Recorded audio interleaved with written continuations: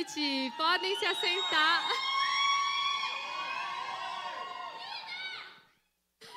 Ai, gente, vocês são uma piada. Muito obrigada por esse momento de descontração, me ajuda bastante. Boa noite, a paz para vocês. Bom, vamos iniciar, né, a palestra dessa noite. Estou muito feliz com a presença de cada um que está aqui. Tenho certeza que se você veio, né, Deus não vai te deixar ir embora de forma vazia. Então, eu espero que tudo aquilo que eu falar, né, não venha ser da minha boca, mas que venha ser realmente o Espírito Santo ministrando o seu coração. Amém? Bom, o tema, né, digamos assim, o tema geral da palestra de hoje é maturidade emocional. Mas eu queria já explicar que o fato de eu estar falando sobre isso não significa que eu sou a rainha da maturidade emocional, não, tá bom? Até porque quando a gente ensina, a gente também aprende, né? Então, se eu estou aqui, saiba que quanto mais eu ensino, mais eu estou aprendendo também. Bom, e eu estou aqui, né, para passar um conhecimento técnico também para vocês. E o que eu gosto, né, o que me encanta na Bíblia é que tudo aquilo que a ciência fala, tudo aquilo que os teóricos, enfim, descobrem, né, entre aspas, a Bíblia já retrata tudo, a Bíblia traz tudo. Então, isso realmente me deixa muito feliz, né, por saber que a gente está numa direção certa. Eu gostaria que você saísse daqui hoje entendendo que a sua história de vida, ela é importante, mas que ela não precisa te definir. E que as suas emoções também, elas não precisam te controlar. Muito pelo contrário, você pode sim, né, ter o domínio das suas emoções. Então, para ficar um pouco mais dinâmico, eu gostaria que você repetisse comigo. 1, 2, 3, vocês vão falar assim: o meu passado é importante, mas ele não precisa me definir. Isso. Vocês vão repetir também assim: eu consigo dominar as minhas emoções. Amém. Agora uma salva de palmas para vocês. Bom, talvez, né, repetindo isso, você pode estar pensando assim, pode ter rido por dentro, talvez, e pensar: nossa, eu não consigo dominar as minhas emoções, não. Mas como aqui a gente está num ambiente profético, não é isso? Então, nós vamos profetizar isso. Bom, quero começar te fazendo uma pergunta. Como você tem alimentado os seus pensamentos? Como ou com o quê? Né? Da forma que você preferir. E eu vou ler um versículo que está em Provérbios 4, 23, que é conhecido por, acredito que quase todos, ou por todo mundo, que diz assim... Eu peguei na versão NTLH, porque eu acho que fica um pouco mais claro para a gente poder entender, tá?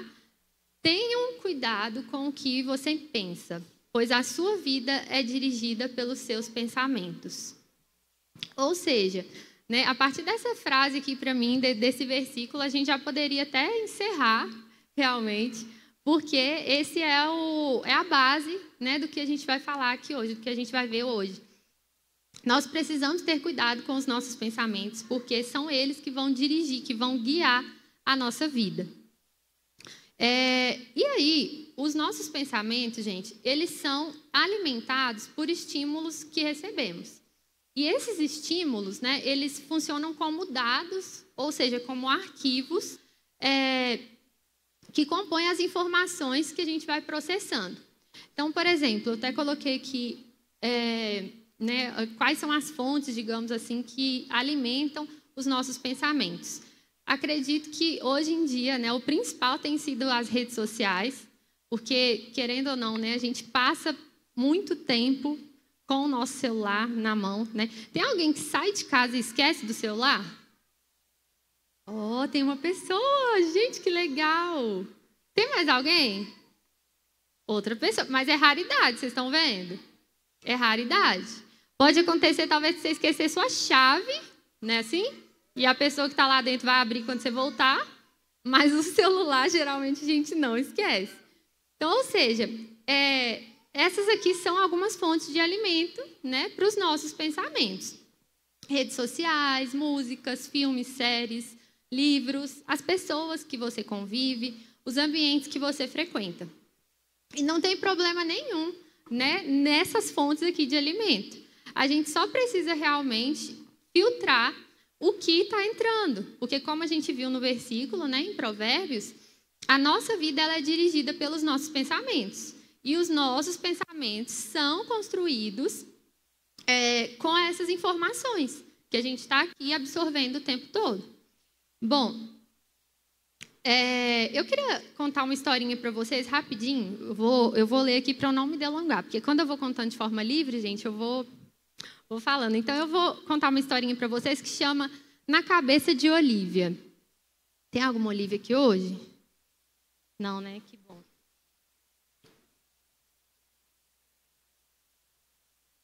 Bom, Olívia sempre teve um dom, ou pelo menos achava que tinha.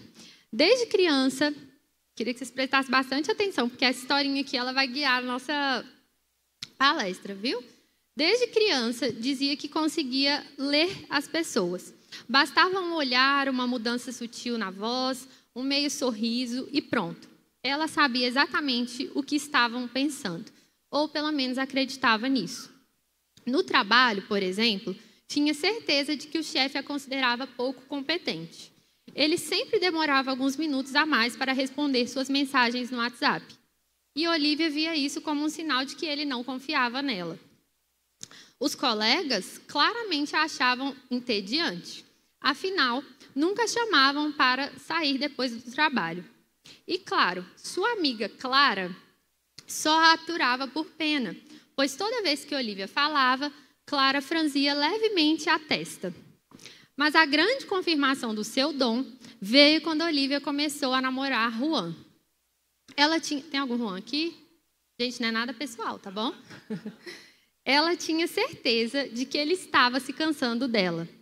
Ele suspirava depois de longas conversas, ficava em silêncio no carro e um dia sorriu para a atendente do café de um jeito que Olívia julgou diferente. Era óbvio, ele estava interessado em outra pessoa. Decidida a acabar com a situação antes de ser humilhada, Olívia marcou um jantar e despejou tudo. Eu sei que você está entediado comigo, você quer terminar, não é? Juan ficou boquiaberto. O quê? Claro que não. E Olívia disse, você não me engana, eu sei que você está distante, você me acha chata, você não gosta mais de mim. Juan passou a mão no rosto, confuso, e disse, Olívia, eu estou quieto porque estou preocupado com o trabalho. Não te chamei para sair esses dias porque estou economizando dinheiro para te levar a um lugar especial no seu aniversário. Olívia sentiu o chão sumir. Durante anos, tinha vivido na certeza de que sabia o que os outros pensavam sobre ela. Mas, e se estivesse errada o tempo todo?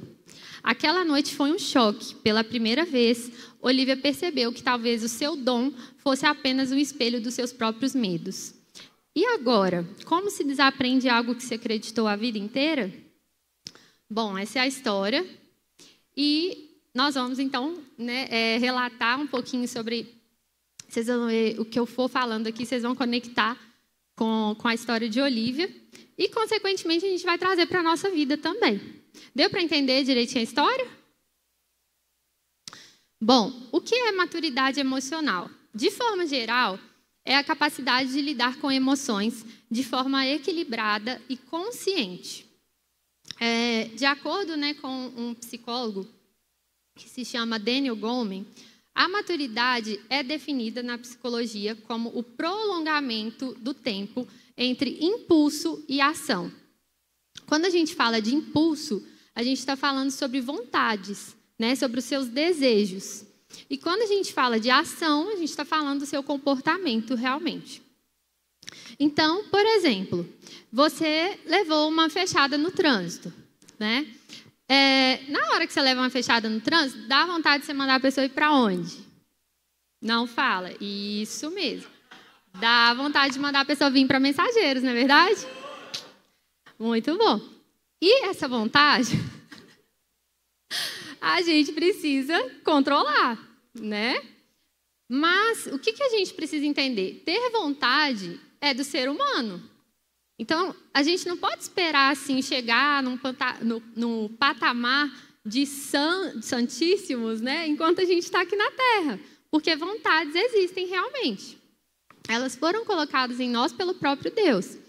Mas a maturidade emocional não é que você não vai sentir determinada emoção, mas você vai filtrar os seus pensamentos para só depois você poder agir. Então, por exemplo, tem uma grande diferença entre você agir e você reagir. Porque quando você reage, é meio que aquele papum, né? O bateu, levou. A reação, ela é impulsiva.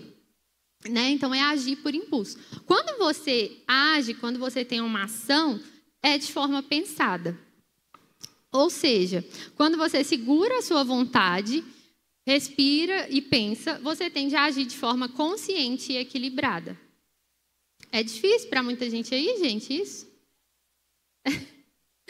Quem que pode falar, gente? Com muita humildade, pode falar. Quem acha que é tranquilo relevar assim, as situações, que acha que é mais de boa? Nossa, gente, só 2 pessoas?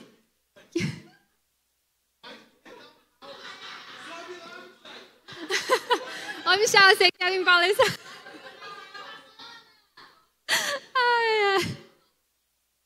Bom, por isso que eu falei com vocês que eu estou aqui ensinando, mas eu estou aprendendo. Bom, as pessoas que são mais expansivas, né? Isso é por natureza. Existem pessoas que são mais expansivas, mais extrovertidas. E existem pessoas que são mais introvertidas, mais contidas, por natureza. E talvez para você que é um extrovertido, você pode estar pensando, né, com esse exemplo que eu dei, falar assim, não, para fulano isso é tão facinho, né? Imagina aí para o Michael, para a Nayara, deve ser tranquilo para eles tomar uma fechada no trânsito. Ou não? Bom, mas qual é o ponto, né? Geralmente, pessoas introvertidas, elas agem de forma mais lenta, realmente, elas reagem, né, de forma mais lenta, mas também tem um certo, digamos assim, cuidado que precisa ter, porque essas pessoas têm uma tendência a deixar para lá, a ignorar a situação para não causar um conflito, enfim. Mas a gente precisa encarar a situação de frente, porque fugir e evitar não é também um sinal de maturidade emocional. Por quê? Gente, a gente deu o exemplo aqui dos 2, mas não é para vocês encaixarem na vida dos 2 não, tá bom?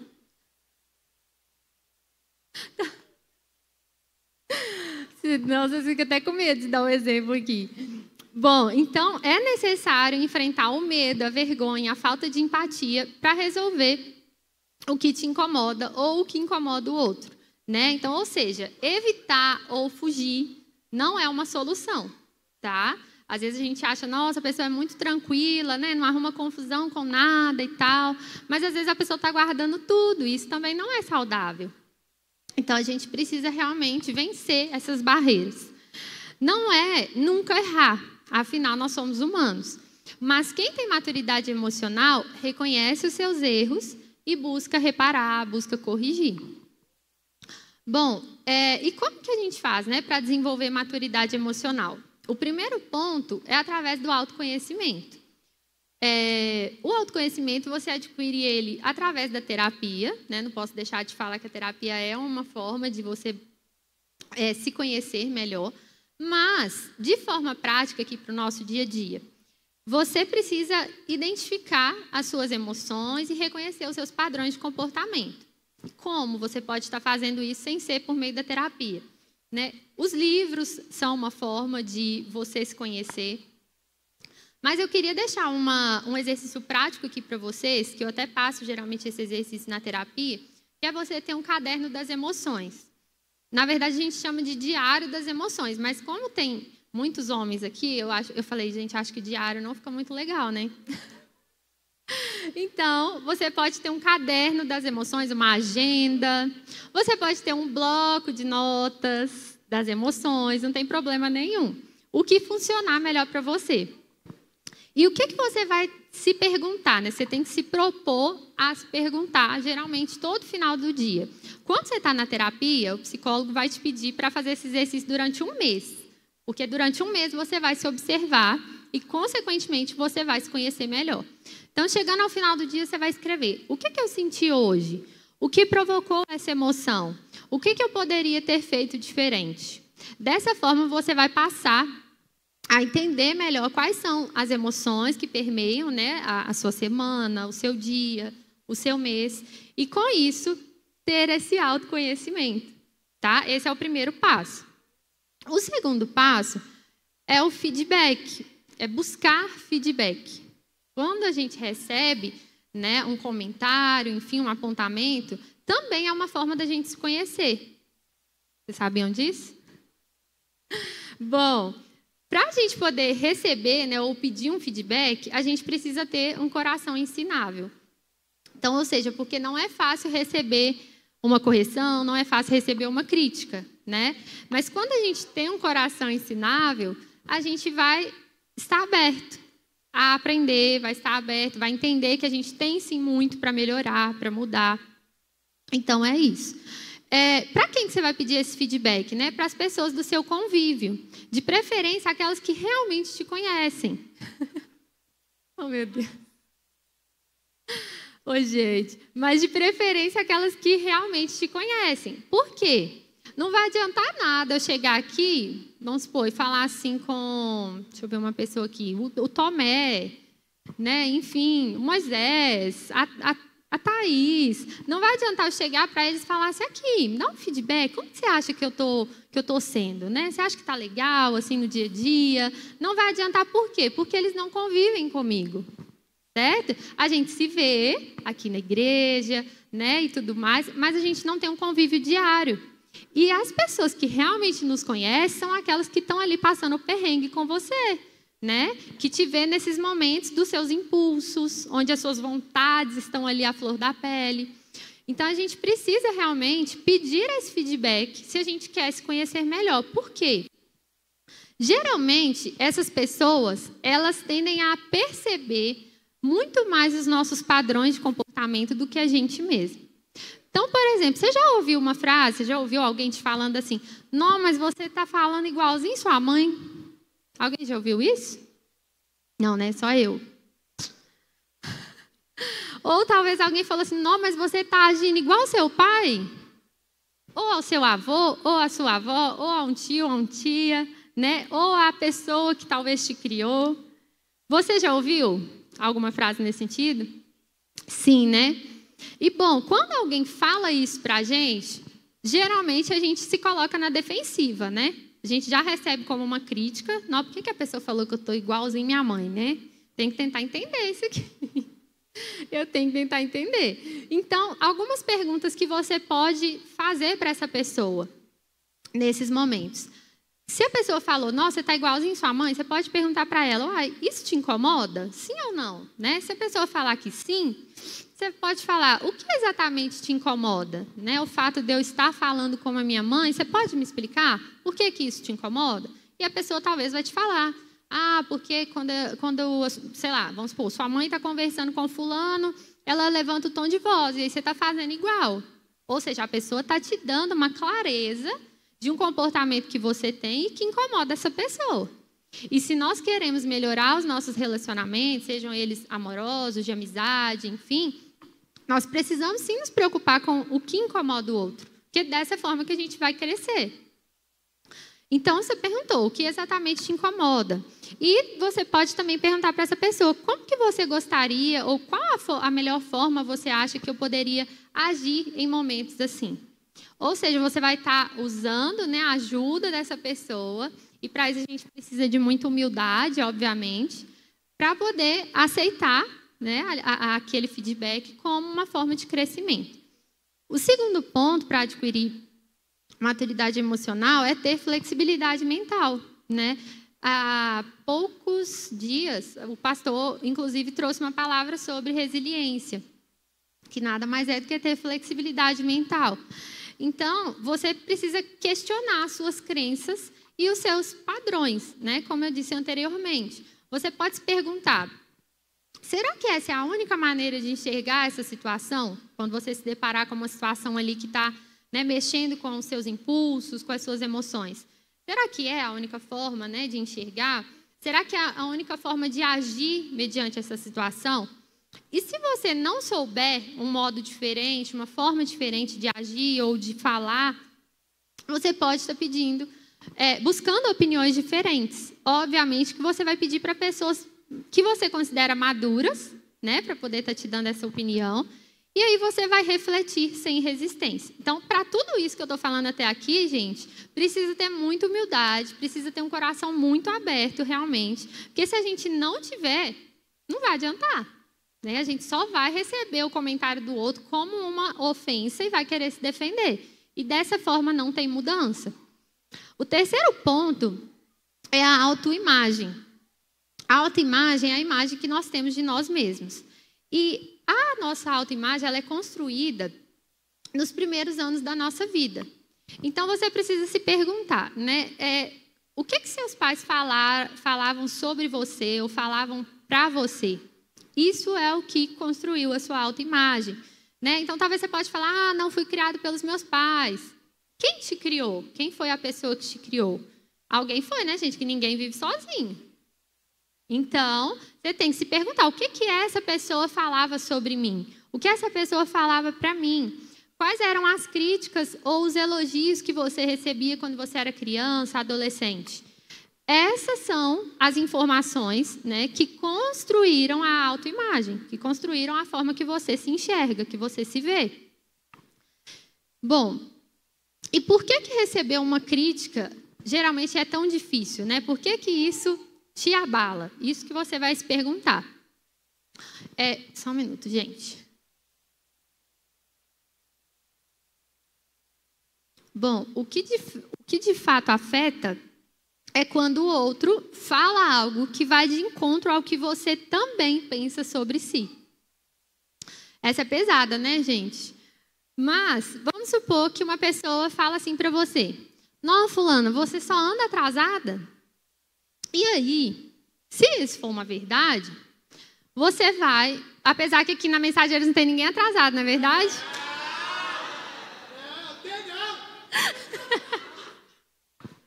Aqui não tem ninguém atrasado. Não tem como ser atrasado aqui. Bom, mas se a pessoa falou, né? Não, fulano, você só vive atrasado, você só anda atrasado. Se isso for uma verdade... Por que você vai ficar com raiva da pessoa?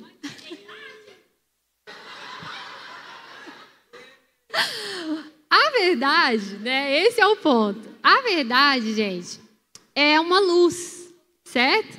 Então, o que a gente precisa pensar? Se a luz chegou nas nossas trevas, né? A gente precisa realmente se libertar disso. Ou seja, quando alguém te confronta na verdade, é a oportunidade perfeita para você mudar. Se isso te incomoda. Bom, mas se alguém diz, né, algo sobre você que não é verdade, Então, vamos supor que a pessoa falou assim, não, fulano, você só chega atrasada, né? E vamos supor que é o primeiro compromisso que você tem com essa pessoa e que você chegou atrasado. E aí você vai parar, você como uma pessoa madura emocionalmente, não vai reagir, não vai buscar se defender ali no primeiro momento. Você vai pensar, gente, será que eu realmente só ando atrasada? Não, eu me atrasei só hoje, porque de fato eu tive um imprevisto, aconteceu tal coisa. Não, então o que a fulana está falando, ou o que o fulano está falando, não condiz com a minha verdade, com a minha realidade, certo? Então, você não vai precisar se incomodar com isso. Então, o que a gente precisa? Reconstruir a nossa autoimagem e reconhecer o nosso valor. Por quê? Porque ao reconhecer as suas qualidades, você terá menos necessidade de ser validado, né, de ser aceito, e, consequentemente, se afetará menos com o que o outro pensa a seu respeito. Então, ou seja, quanto mais você se conhece, quanto mais você conhece o seu valor, as suas qualidades, mais a opinião do outro, e aqui não é no tom de soberba, tá, gente? Não é no sentido assim, não estou nem aí para a opinião de ninguém. Não é isso, né? Até porque todo ser humano tem, sim, uma necessidade de ser aceito e ser amado. Isso foi o próprio Deus que colocou em nós. Porque imagina se a gente não precisasse disso, né? Qual seria o sentido dos relacionamentos? Não teria. Então, quanto mais a gente desenvolve, né, realmente esse autoconhecimento, a flexibilidade mental e, por fim, reconstrói a nossa autoimagem, mais maturidade emocional nós teremos. E, para concluir, eu quero falar para você sobre um termo da psicologia também, que se chama transferência, e que ficou popularmente conhecido pela geração TikTok como gatilho, né? Provavelmente você ouve bastante essa palavra, ou talvez até fale essa palavra, né? Nossa, tive um gatilho. Nossa, tal situação foi um gatilho para mim. Na verdade, o termo para gatilho, né, o termo psicológico, é transferência. E o que é isso? É quando uma situação atual lembra um trauma que você viveu no passado e você passa a ter sentimentos e comportamentos da mesma época ali do passado. Então, eu coloquei até uma imagem aqui, está dando para vocês verem, né? Uma imagem de um iceberg. Na ponta, é para você imaginar que a ponta ali do iceberg é você hoje, ok? E a parte de baixo do iceberg é a sua história, os seus traumas, o seu passado, enfim. E o que acontece? Quando uma situação, né, atual, como eu disse, que é a questão da transferência, do gatilho, quando uma situação atual, ela te lembra, né, ela bate um pouco com algo que você viveu aqui no passado, é como se o fulaninho ali, então vamos supor que a Sana, criança, que está aqui no meu passado, nos meus traumas, é como se ela subisse, como se ela fosse realmente para a superfície e ela que estivesse ali agindo, sentindo, se comportando. Eu vou dar até um exemplo para vocês aqui rapidinho. Eu pedi autorização do Tu para me contar isso aqui, mas é uma situação até engraçada. No nosso primeiro ano de casado, o Tu, a gente estava lanchando, enfim, e aí, acho que a gente tinha meses de casado, né? Foi bem recente assim. E o Tu esbarrou num copo e deixou o suco cair, ou o copo cair, né? O copo quebrou, uma coisa assim. No primeiro momento, o Tu, ele congelou. Ele congelou e olhou para mim, meio que esperando a minha reação, né? Só que eu não reagi, eu não fiz nada. E aí ele começou, acho que, não sei, na hora ele ficou meio desesperado, ele começou a me pedir desculpa o tempo todo. Amor, desculpa, por favor, desculpa, foi sem querer, tá bom? Desculpa e tal. Isso porque ele tinha jogado um copo, tinha quebrado um copo, jogado um suco no chão. E eu não entendi, eu realmente não entendi a reação dele. Deve ser difícil ser casado com uma psicóloga, né? Porque a pessoa fica pensando antes de reagir. Mas eu realmente não entendi. E eu falei, amor, tá tudo bem, né? A gente pode ir ali, pegar uma pazinha, pegar uma vassoura, varrer, pegar um pano e limpar o suco, tá tudo bem, não tem problema. E aí, gente, quando eu falei isso, o Tu saiu correndo, assim, como se eu fosse fazer alguma coisa com ele. Ele saiu correndo, foi pegar a pazinha, foi pegar a vassoura, já chegou correndo, catando tudo, já veio com um pano limpando, assim. Gente, eu não entendi nada no momento, mas eu deixei. Num outro momento, eu fui perguntar para ele, né? Eu falei, amor, achei meio estranha a forma que você reagiu, né? Quando aconteceu o incidente ali, do copo e tal. O que você sentiu? Aí, o Tu foi falar, né? Que quando ele era criança, a mãe dele tinha uma mania de limpeza. E eu já quero abrir um parênteses, que eu não estou falando mal da minha sogra aqui não, tá bom, gente? Mas a mãe dele tinha uma mania de limpeza mesmo, assim, que tudo tinha que estar sempre no lugar, nada podia estar sujo, enfim. E quando ele ou os irmãos dele, né, deixava alguma coisa cair, sujava, quebrava, a mãe dele logo repreendia, né, naquele momento, que era a forma que ela sabia fazer. E penso eu que talvez ela estava também repetindo um padrão, né, do que fizeram com ela. Então, ou seja, ela ali no primeiro momento já castigava, digamos, o Tu, os irmãos dele, e o Tu cresceu entendendo que isso era errado, né? E aí, gente, por esse motivo ele agia assim. Então, ou seja, no primeiro momento, né, o Tu ali, criança, como eu demonstrei aqui do iceberg, é como se o Tu de 5, 8 anos, enfim, ele viesse para a superfície porque aconteceu uma situação parecida, uma situação paralela. E é isso que eu gostaria que vocês refletissem, né, hoje, sobre os momentos que você reage, quando é no impulso mesmo, que as suas vontades vêm, assim, o seu ímpeto.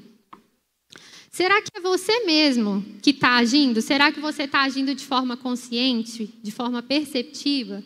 Ou será que você está deixando, né, a sua criancinha ali dominar a situação ou falar por você? Então, nós precisamos ter essa cautela, porque talvez a gente está deixando a nossa criança, né, de 5, de 8 anos agir por nós. Mas hoje a gente precisa entender o quê? Que nós somos adultos, certo? Nós somos adultos e nós podemos, sim, aprender a lidar com as situações de forma saudável e com os desafios que surgem. E, para finalizar, eu quero ler com vocês Filipenses 4:8, que diz assim: finalmente, irmãos, tudo que é verdadeiro, tudo que é respeitável, tudo que é justo, tudo que é puro, tudo que é amável, tudo que é de boa fama, se alguma virtude há e se algum louvor existe, seja isso que ocupe o pensamento de vocês. Então, eu quero finalizar com esse versículo, né, como a gente começou falando sobre a construção dos pensamentos, que nós possamos cuidar realmente do que tem alimentado os nossos pensamentos, porque são os nossos pensamentos que vão dirigir a nossa vida. Não deixe os seus traumas, não deixe o seu passado, a sua história interferir no seu presente, porque pode sim ser diferente. Amém? Muito obrigada.